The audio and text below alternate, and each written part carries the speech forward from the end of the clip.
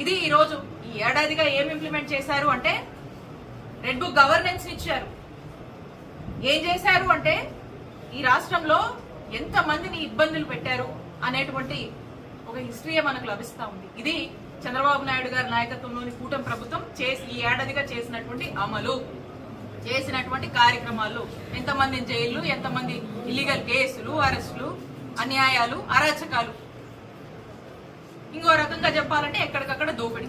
ఇది ఈ రాష్ట్రంలో ఉన్నటువంటి ఈ 1 year గా చంద్రబాబు నాయుడు గారి నాయకత్వంలోని ఈ కూటమి ప్రభుత్వం యొక్క ప్రోగ్రెస్ అని స్పష్టంగా ఎవరిని అడిగినా కూడా చెప్తారు.